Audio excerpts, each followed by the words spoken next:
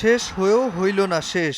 সদ্য শেষ হওয়া বিশ্বকাপের আমেজ এখনও টাটকা ফুটবল ভক্তদের মনে।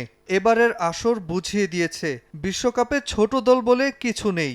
অনেক রথী মহারথীরাও মাথা নামিয়েছে টুর্নামেন্টে দুটি ছড়ানো তরুণ খেলোয়াড়দের সামনে। এখন আগ্রহের সর্বোচ্চ চূড়ায় ৪৮ দলের বিশ্বকাপ রেকর্ড ১২৪৮ খেলোয়াড়ের মধ্যে কারা জায়গা পেল ২০২৬ বিশ্বকাপের সেরা একাদশে। বিশ্বব্যাপী কোটি ফুটবল সমর্থকদের ভোটে নির্বাচিত সেরা একাদশ ঘোষণা করেছে ফিফা।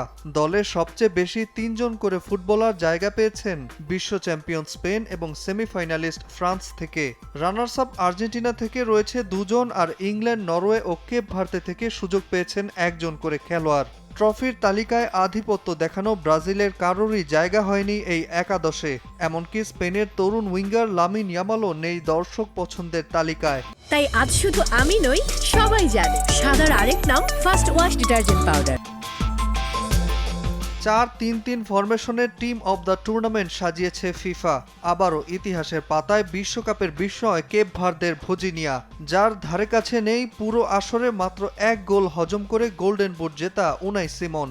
সমর্থকদের সর্বোচ্চ ৩৯.৬% ভোট পেয়ে ফিফা একাদশের গোলরক্ষক নির্বাচিত হয়েছেন তিনি। আক্রমণ ভাগে যেমন অনুমান তেমন ফলাফল। বারবার দলকে খাদের কিনারা থেকে জয়ের মোহনায় নেয়া মেসি তো লিড স্টার। এবারের বিশ্বকাপের সর্বোচ্চ ৫ ম্যাচে সেরা খেলোয়াড়ও নির্বাচিত হয়েছিলেন এলএম10। ফুটবল জাদুকর গোল্ডেন বল না পেলেও IFFHS এর বিশ্লেষণে পরিসংখ্যান বলে বিশ্বকাপে মেসি সেরা।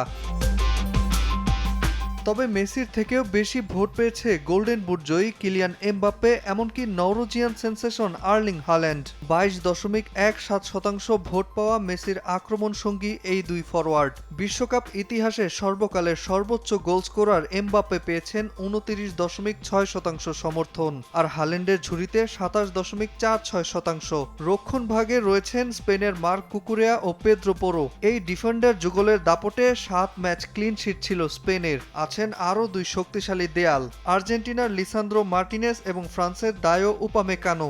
মিডফিল্ডে জায়গা পেয়েছেন স্পেনের রদ্রি, ফ্রান্সের মাইকেল ওলিসে এবং ইংল্যান্ডের জুড বেলিংহাম। মাঝ মাঠের নিয়ন্ত্রণে দলের জন্য অসামান্য ভূমিকা ছিল তাদের। রদ্রি জিতেছেন টুর্নামেন্টের সেরা খেলোয়াড়ের গোল্ডেন বল। অন্যদিকে ফ্রান্সের হয়ে ওলিসে পুরো আসরে 7টি অ্যাসিস্ট করেছেন। ইংল্যান্ডের জার্সিতে প্রথম মিডফিল্ডার হিসেবে 7 গোল করে সামর্থ্যের প্রমাণ দিয়েছেন বেলিংহামও।